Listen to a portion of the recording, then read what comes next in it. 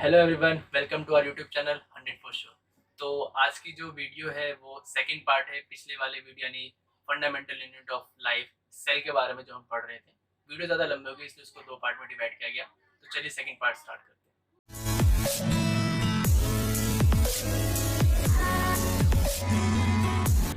तो basic component of cell में सबसे पहले हम बात करेंगे सेल मेम्ब्रेन की।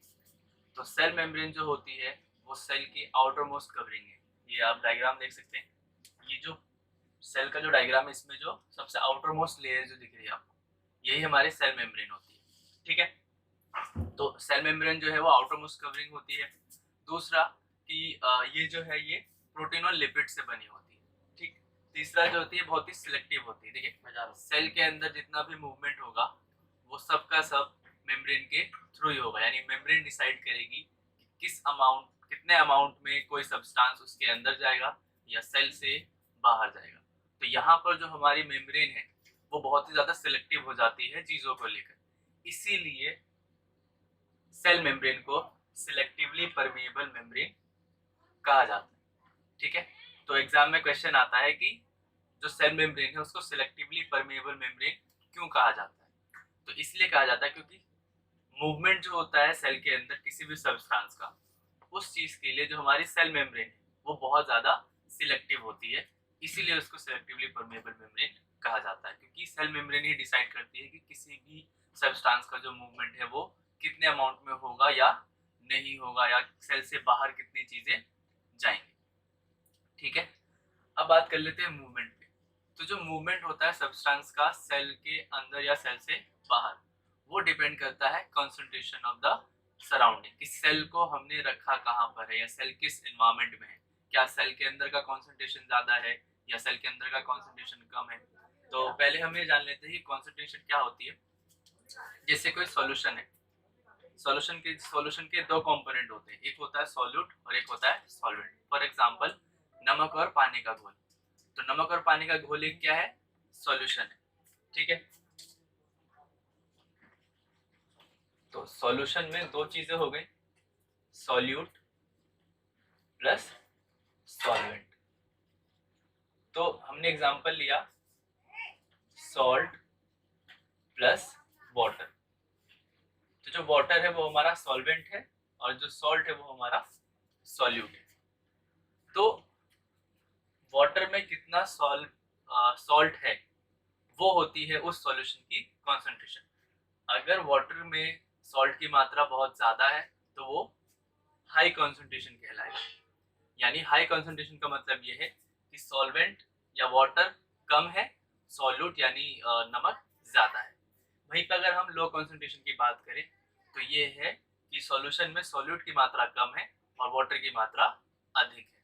ठीक है, तो ये होता है सॉल्यूशन का कंसंट्रेशन। तो मूवमेंट जो होता है वो एक लॉ को फॉलो करता है जिसमें ये कहा जाता है कि हाई कंसंट्रेशन से लो कंसंट्रेशन के तरफ जो है वो सब्सटेंस मूव करेगा। ठीक है, तो मूवमेंट जो है हमारे पास दो तरह की, एक होती है डिफ्यूजन और एक होता है ऑस्मोसिस। जैसे कि मैंने यहाँ पे लिखा है कि मूवमेंट ऑफ सॉल्यूट, अगर सेल के अंदर या सेल से बाहर सॉल्यूट का डिफ्यूजन, सॉल्यूट का मूवमेंट हो रहा है तो वो डिफ्यूजन कहलाएगा। ठीक है, और अगर वाटर या सॉल्वेंट का मूवमेंट हो रहा है तो वो ऑस्मोसिस कहलाएगा। बेसिकली ऑस्मोसिस भी एक तरह का डिफ्यूजन ही है, बट ऑस्मोसिस हमने वाटर के लिए यूज करते हैं, वाटर के मूवमेंट के लिए हम ऑस्मोसिस वर्ड का यूज करते हैं। बेसिकली ऑस्मोसिस भी डिफ्यूजन है पर डिफ्यूजन ऑस्मोसिस नहीं है। ठीक है, तो सभी चीजों का मूवमेंट डिफ्यूजन है और सिर्फ वाटर के लिए ऑस्मोसिस वर्ड का इस्तेमाल करते हैं। तो मूवमेंट को समझने के लिए हम ये जो एनसीईआरटी में तीन चीजें दी हैं सॉल्यूशंस के हिसाब से मूवमेंट को समझाया, उसी तरह से हम इसको समझते हैं। तो सबसे पहला सॉल्यूशन है हमारे पास हाइपोटोनिक, दूसरा है हाइपोटोनिक और तीसरा है आइसोटोनिक। ठीक है, तो हाइपोटोनिक सॉल्यूशन वो होता है जिसमें जो सराउंडिंग है, देखो ये हमारा एक मीडियम है। ठीक है, इसमें हमने रखा है अपनी सेल को रख दिया है। बुक में आरबीसी का एग्जांपल है तो हम आरबीसी लेके चल रहे हैं। तो हमने एक हाइपोटोनिक सॉल्यूशन में आरबीसी को रखा है। ठीक है, तो हाइपोटोनिक सॉल्यूशन क्या होता है, जिसमें जो सराउंडिंग की कंसंट्रेशन है वो सेल की कंसंट्रेशन से ज्यादा होती है। ठीक है, तो इसमें ये जो कंसंट्रेशन है यहाँ, ये मीडियम, इसकी कंसंट्रेशन जो सेल हमने अंदर दी है उसकी कंसंट्रेशन से ज्यादा है। इसका मतलब क्या है, कंसंट्रेशन ज्यादा होने का मतलब है कि सॉल्यूट की मात्रा ज्यादा है और सॉल्वेंट कम है। यानी जो वाटर या सॉल्वेंट मौजूद है सराउंडिंग में, वो सेल में मौजूद वाटर और सॉल्वेंट से कम है। ठीक है, हायर कंसंट्रेशन का मतलब लो अमाउंट ऑफ सॉल्वेंट या वाटर। ठीक है, तो हाइपोटोनिक सॉल्यूशन में सराउंडिंग की कंसंट्रेशन ज्यादा है सेल की कंसंट्रेशन से, यानी जो वाटर है वो सेल के अंदर ज्यादा है हमारी सराउंडिंग के मुकाबले। और हमने पढ़ा कि मूवमेंट जो होता है वो हमेशा हायर कंसंट्रेशन से लोअर। तो यहाँ पर जो ऑस्मोसिस होगा वो किस तरह से होगा, वाटर जो है सेल में जहाँ ज्यादा है वहां से वो सराउंडिंग की हो जाएगा, यानी जो मूवमेंट होगा वो सेल से सराउंडिंग की तरफ होगा, यानी जो वाटर मूव करेगा वो सेल से सराउंडिंग की तरफ करेगा क्योंकि सेल में वाटर ज्यादा है। ठीक है, तो इसीलिए क्या होगा कि जो हमारी सेल है, जब सेल से वाटर का मूवमेंट होगा, जब सेल से पानी निकल जाएगा या सॉल्वेंट निकल जाएगा तो सेल का शेप कैसा हो जाएगा, श्रिंक हो जाएगा। सेल अब ऐसे नहीं रहेगी, सेल क्या होगी, थोड़ी सी श्रिंक हो जाएगी। ठीक है, तो हाइपोटोनिक सॉल्यूशन में सराउंडिंग की कंसंट्रेशन ज्यादा होती है सेल की कंसंट्रेशन से, इसीलिए जो वाटर का मूवमेंट है वो सेल से सराउंडिंग की ओर होता है और जो सेल होती है हमारी वो श्रिंक हो जाती है। ठीक है, अब हम बात करते हैं हाइपोटोनिक। हाइपोटोनिक इसका ऑपोजिट है, यानी यहाँ पर सराउंडिंग की कंसंट्रेशन सेल की कंसंट्रेशन से कम होगी, यानी सेल में वाटर कम होगा सराउंडिंग से, तो यानी सराउंडिंग में वाटर ज्यादा होगा, तो जो वाटर का मूवमेंट है वो किधर से होगा, सराउंडिंग से सेल की तरफ। यानी जितना भी वाटर मौजूद है हमारा इसमें सराउंडिंग में वो हमारी सेल में जाएगा और सेल अपने नॉर्मल साइज से क्या हो जाएगी, स्वेल कर जाएगी। जब यहाँ से सारा वाटर सेल के अंदर जाएगा तो सेल स्वेल हो जाएगी। यहाँ पे एक बात और बता दो कि जो मूवमेंट होता है, ऑस्मोसिस जो होता है वो हमेशा एक डायरेक्शन में नहीं होता, दोनों साइड हो रहा होता है। यानी सेल, यहाँ पर जो मैंने बताया कि सेल से सराउंडिंग में जा रहा है, तो सेल से सराउंडिंग में जाने का जो अमाउंट है वो सराउंडिंग से सेल में आने से ज्यादा है, यानी अंदर जाने के लिए लोग बहुत ज्यादा है। ठीक है, जैसे कोई कमरा है, वहां पर बाहर से लोग ज्यादा जा रहे हैं और अंदर से कम बाहर आ रहे हैं, तो सेम चीज यहाँ पर है, मूवमेंट दोनों साइड होती है, सराउंडिंग से सेल को भी जा रहा है और सेल से सराउंडिंग को भी जा रहा है, पर सेल से सराउंडिंग में जाने की जो अमाउंट है वो ज्यादा है, पर यहाँ पर क्या है, वो कम है, क्योंकि वाटर जो है वो सराउंडिंग में ज्यादा है और सेल में कम है, तो वाटर जो है वो सराउंडिंग से सेल में जाएगा। ठीक है, जिससे क्या होगा कि सेल जो है हमारी वो स्वेल हो जाएगी, यानी अपने नॉर्मल जो उसका साइज है उससे वो बड़ी हो जाएगी। ठीक है, तो ये था हाइपोटोनिक। अब हम बात करते हैं आइसो। देखो आइसोटोनिक सॉल्यूशन, आइसो का मतलब ही होता है सेम।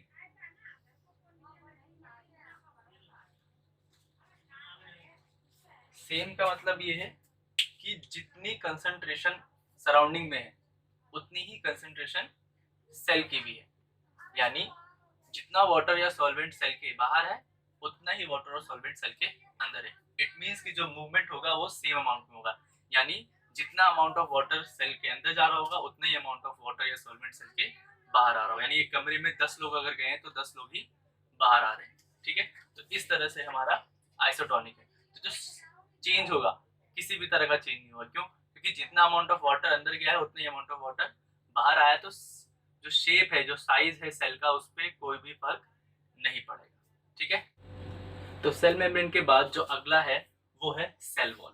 ये एक छोटा सा टॉपिक है, इसके बारे में हम जान लेते हैं। छोटा टॉपिक है बट बहुत इंपॉर्टेंट चीज है प्लांट्स के लिए। तो जो सेल वॉल है सिर्फ और सिर्फ प्लांट्स में पाया जाता है, और प्लांट्स जो इतना स्ट्रॉन्ग होता है, जिसे हम देखते हैं उसके ऊपर छाल होती है, एकदम रिजिड होता है, किसी तरह का मूवमेंट नहीं होता उसमें, तो उसको जो रिजिडिटी है वो सेल वॉल से ही मिलती है। तो सेल वॉल प्लांट को रिजिडिटी भी देता है, प्लांट को स्ट्रेंथ देता है, और प्लांट को प्रोटेक्ट करता है बाहर के फंगस से, बाहर के एनवायरमेंट से। मान लो कि जैसे कि हमने अभी पढ़ा कि सॉल्यूशन अगर बाहर का कंसंट्रेशन ज़्यादा है या अंदर का कंसंट्रेशन कम है, किसी भी तरह से अगर किसी सेल के आसपास कंसंट्रेशन में चेंज आता है तो सेल श्रिंक या फिर स्वेल हो सकती है।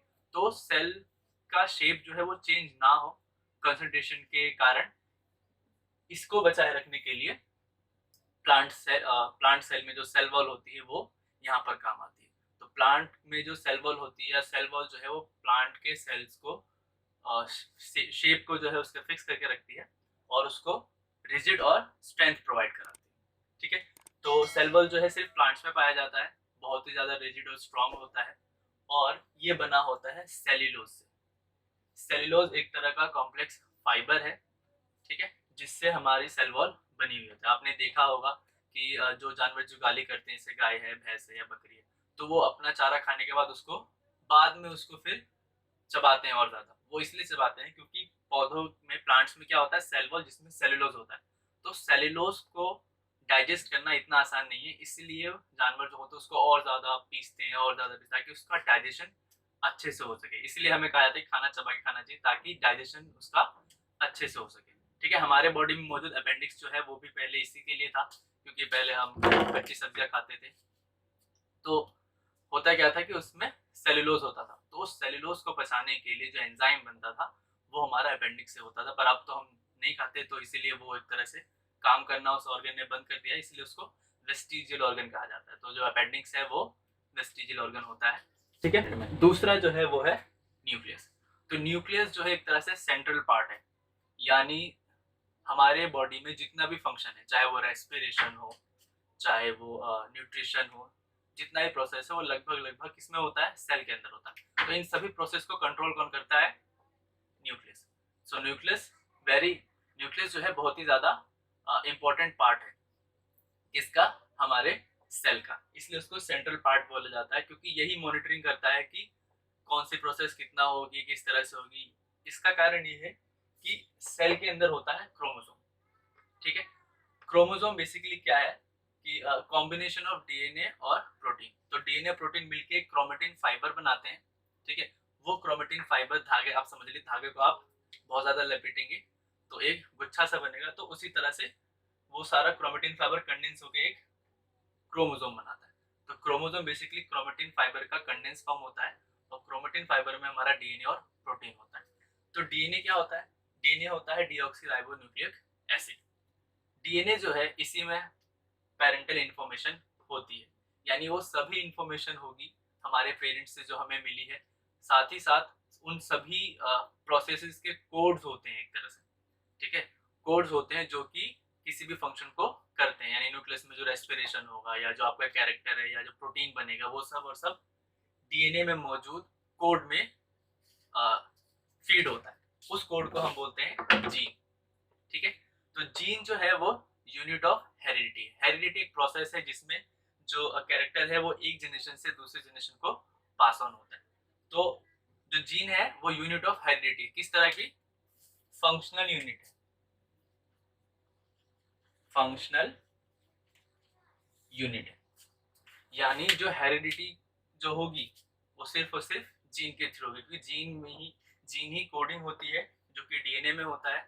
इसीलिए मैंने बताया कि न्यूक्लियस जो है बहुत ही इंपॉर्टेंट रोल प्ले करता है, क्योंकि ये सभी प्रोसेस को तो कंट्रोल करता ही करता है, साथ में जो हेरिडिटी है यानी जो कैरेक्टरिस्टिक्स का जो ट्रांसफर होगा उसको भी न्यूक्लियस ही कंट्रोल करता है, क्योंकि उसमें क्रोमोसोम होता है, क्रोमोसोम में डीएनए होता है, डीएनए में कोडिंग होती है जिसको हम जीन बोलते हैं। जीन को सबसे पहले फैक्टर नाम दिया गया था। ठीक है, और ये फंक्शनल यूनिट होती है हेरिडिटी की। तो एग्जाम में क्वेश्चन आता है कि न्यूक्लियस को इतना इंपॉर्टेंट पार्ट क्यों कहा जाता है, तो इसलिए कहा जाता है क्योंकि न्यूक्लियस सेंट्रल पार्ट होता है, वो सभी तरह के प्रोसेस को कंट्रोल करता है, सेल में जितनी भी प्रोसेस हो रही होती है, साथ ही साथ वो हेरिडिटी का जो यूनिट है या हेरिडिटी को भी वो कंट्रोल करता है, क्योंकि उसके अंदर क्रोमोसोम होता है और क्रोमोसोम में डीएनए होता है जिसमें पेरेंटल इन्फॉर्मेशन होती है, और वो पेरेंटल इन्फॉर्मेशन जीन के रूप में होती है और वो एक जनरेशन से दूसरी जनरेशन को पास होती है, जैसे कि पेरेंट से उसके न्यूबॉर्न बेबी को। तो तीसरा जो बेसिक कंपोनेंट है सेल का वो है साइटोप्लाज्म। साइटोप्लाज्म बेसिकली फ्लूइड होता है जो कि हमारे न्यूक्लियस और सेल मेम्ब्रेन के बीच में प्रेजेंट होता है। ठीक है, इसके बारे में कुछ जान लेते हैं। तो present between cell membrane and nucleus, cell membrane और न्यूक्लियस के बीच में जो फ्लूइड है उसी को हम साइटोप्लाज्म बोलते हैं। तो साइटोप्लाज्म में ही मोस्टली सारी एक्टिविटीज होती हैं। सारी एक्टिविटीज का मतलब ये है कि जो मेटाबॉलिकल एक्टिविटीज हैं वो सब साइटोप्लाज्म के अंदर ही होती हैं, मोस्ट ऑफ द। तो जो कंपोनेंट ऑफ सेल है वो भी साइटोप्लाज्म के अंदर ही होता है। कंपोनेंट ऑफ सेल अभी तक जो हमने पढ़ा वो बेसिक पढ़ा था, जो कि सब में कॉमन है। यहाँ पर हम उन कंपोनेंट्स की बात करें जो कि कुछ में पाई जाती हैं और कुछ में नहीं पाई जाती। तो जिनमें पाई जाती हैं नहीं पाई जाती उनके बारे में आगे हम पढ़ेंगे। कंपोनेंट ऑफ सेल्स हैं, तो यूकैरियोटिक सेल्स में ये आपको प्रेजेंट मिलेंगी और प्रोकैरियोटिक सेल्स में ये आपको एब्सेंट होंगी। ठीक है, तो उसके बारे में भी पढ़ेंगे। तो कंपोनेंट ऑफ सेल जो होते हैं वो इन्हीं में होते हैं। तो यूकैरियोटिक सेल जो होगी उसमें जितने भी कंपोनेंट्स होंगे वो सब साइटोप्लाज्म में ही होगा। तो इन कंपोनेंट ऑफ सेल्स को हम बोलते हैं सेल ऑर्गेनेल्स। ठीक है, तो अब हम बात करेंगे सेल ऑर्गेनेल्स की, यानी वो ऑर्गेनेल्स जो कि साइटोप्लाज्म के अंदर मौजूद होते हैं और सभी फंक्शंस को, सभी एक्टिविटीज को करते हैं। तो इनमें सबसे पहले जो है वो है एंडोप्लाज्मिक रेटिकुलम। एंडोप्लाज्मिक रेटिकुलम एक नेटवर्क होता है, ठीक है, membrane bounded sheets and tubes का। ठीक है, तो ये ट्यूब्स आप समझ लीजिए कि ट्यूब्स का एक पूरा नेटवर्क है। ठीक है, और इन ट्यूब्स का काम होता है ट्रांसपोर्टेशन का, यानी जो एंडोप्लाज्मिक रेटिकुलम है वो ट्रांसपोर्ट करेगा किन चीजों को। तो एंडोप्लाज्मिक रेटिकुलम दो तरह के होते हैं, स्मूथ और रफ। ठीक है, स्मूथ एंडोप्लाज्मिक रेटिकुलम और रफ एंडोप्लाज्मिक रेटिकुलम। तो स्मूथ एंडोप्लाज्मिक रेटिकुलम जो है और रफ एंडोप्लाज्मिक में जो डिफरेंस है वो है राइबोसोम का। तो जो हमारा रफ एंडोप्लाज्मिक रेटिकुलम है उसकी जो शीट है, जो उसका सरफेस है, उसके ऊपर राइबोसोम है। तो वो हमें माइक्रोस्कोप से देखने में थोड़ा खुरदुरा सा लगता है, रफ सरफेस लगती है। वो किस वजह से लगती है? राइबोसोम की वजह से, इसलिए इसको रफ एंडोप्लाज्मिक रेटिकुलम कहा जाता है। और स्मूथ वाला जो होता है उसके ऊपर शुगर और पॉलीसैकेराइड्स की जो होती है वो कवरिंग होती है, तो वो हमें स्मूथ दिखता है। ठीक है, तो ER are two types, smooth and rough. Smooth वाले का काम ये है कि वो लिपिड्स और पॉलीसैकेराइड्स बनाएगा। ठीक है, सिंथेसाइज क्या करेगा? Lipids and polysaccharides. ठीक, लिपिड्स एंड पॉलीसैकेराइड्स की ही मदद से जो है वो जो सेल की मेम्ब्रेन है वो बिल्ड होती है। ठीक है, तो सेल की मेम्ब्रेन का जो बिल्डिंग है, जो सेल मेम्ब्रेन जो बनेगी वो लिपिड्स और पॉलीसैकेराइड से बनेगी, जो कि कौन प्रोवाइड करा रहा है? हमारा स्मूथ एंडोप्लाज्मिक रेटिकुलम। ठीक है, रफ एंडोप्लाज्मिक रेटिकुलम का काम क्या होता है? प्रोटीन सिंथेसाइज करना। ठीक है, जहां भी राइबोसोम है ना वहां प्रोटीन बनेगा ही बनेगा। ठीक है, राइबोसोम बेसिकली साइट होती है किसकी? मैन्युफैक्चरिंग की ऑफ प्रोटीन। तो प्रोटीन जहां भी मैन्युफैक्चर होगा वहां आपको राइबोसोम दिखेगा ही दिखेगा। ठीक है, तो एंडोप्लाज्मिक रेटिकुलम में क्या चीजें बनती है? लिपिड्स, पॉलीसैकेराइड्स और प्रोटीन। इन तीनों चीजों की जो बन जाता है, फिर इसका ट्रांसपोर्टेशन है वो सब इस नेटवर्क के थ्रू होता है। जो ट्यूब्स हैं, जो शीट्स हैं, तो SER RER जो भी चीजें बनाएगा वो सब एंडोप्लाज्मिक रेटिकुलम के नेटवर्क से सेल्स के डिफरेंट डिफरेंट पार्ट्स में पहुंचा दिया जाएगा। ठीक है, अगला जो कंपोनेंट है वो है गोल्जी एपेरेटस। तो गोल्जी एपेरेटस और एंडोप्लाज्मिक रेटिकुलम इंटरकनेक्टेड है। लाइफ में हर एक चीज इंटरकनेक्टेड है। तो SER ने लिपिड और पॉलीसैकेराइड बनाया, RER ने प्रोटीन बनाया, तो ये सब बनते ही ट्रांसपोर्ट के लिए नहीं भेजा जाता। ठीक है, कोई भी कंपनी जब कुछ मैन्युफैक्चर करती है तो उसका एक वेयर हाउस होता है जहां वो सारा सामान इकट्ठा करके रखती है। वहां पैकेजिंग होती है, स्टोरेज होता है, फिर जैसे जैसे जरूरत होती है तो उसको फिर ट्रांसपोर्टेशन से भेजा जाता है। सेम चीज सेल में भी होती है कि SER RER जो भी चीजें बनाएगा, जो भी चीज सिंथेसाइज करेगा, उन सब को स्टोर और पैकेज कौन करेगा? गोल्जी बॉडी या गोल्जी एपेरेटस। ठीक है, जब भी रिक्वायरमेंट होगी तो वो अपने सिस्टम की मदद से उसको ER को भेजेगा और ER फिर अलग अलग जगह इसको डिस्ट्रीब्यूट कर देगा। तो इस तरह से जो एंडोप्लाज्मिक रेटिकुलम है गोल्जी एपेरेटस से वो आपस में इंटरकनेक्टेड है। तो अगला जो सेल कंपोनेंट है वो है माइटोकॉन्ड्रिया। तो सेल्स के अंदर बहुत सारे मेटाबॉलिकल एक्टिविटीज होती हैं, तो उन सभी एक्टिविटीज के लिए एनर्जी चाहिए।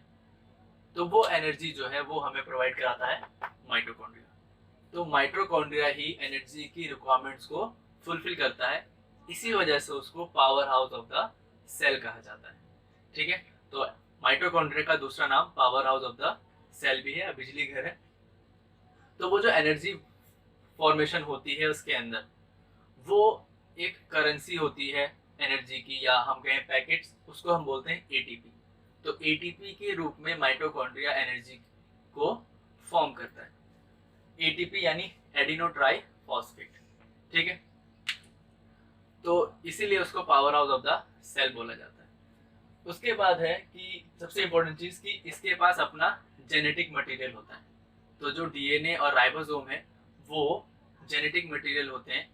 तो माइटोकॉन्ड्रिया के पास अपना होता है तो उसको किसी और पर निर्भर रहने की जरूरत नहीं होती। तो मैंने आपको बताया कि राइबोसोम जहाँ भी होगा वहाँ प्रोटीन बनेगा ही बनेगा। तो प्रोटीन ही आगे चल के फिर बाकी अदर प्रोसेसेस को इनिशिएट करता है या उसमें हेल्प करता है। तो mitochondria power house of the cell है, क्योंकि वो एनर्जी प्रोवाइड कराता है एटीपी के रूप में, और उसके पास अपना डीएनए है और राइबोसोम है। ठीक है, अगला है प्लास्टिड। तो प्लास्टिड जो है वो एक कलर पिगमेंट है।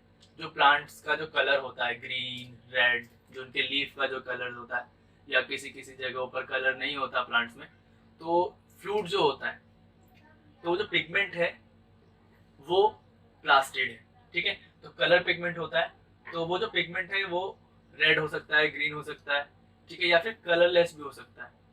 ठीक, तो कलरलेस वाले को हम ल्यूकोप्लास्ट बोलेंगे। तो बेसिकली जो प्लास्टिड है वो क्या है, फ्लूइड है। तो अगर वो कलरफुल है तो उसे हम बोलेंगे क्रोमोप्लास्ट, चाहे वो ग्रीन हो या रेड हो। और अगर उसमें कलर नहीं है तो उसे हम बोलेंगे ल्यूकोप्लास्ट। तो जो कलरलेस वाला प्लास्टिड है वो आपको रूट्स में मिलेगा, स्टेम्स में कई जगह मिलेगा। ठीक है, और जो कलर वाला है वो तो हम देखते हैं पत्तियां होती हैं, किसी की रेड होती हैं, किसी की ग्रीन होती हैं। ठीक है, और ये सिर्फ और सिर्फ प्लांट्स में पाया जाता है। ठीक है, तो प्लास्टिड सिर्फ और सिर्फ प्लांट में पाया जाएगा। अब यहाँ पर माइटोकॉन्ड्रिया और प्लास्टिड में जो कॉमन चीज है वो है उनका खुद का अपना जेनेटिक मटेरियल।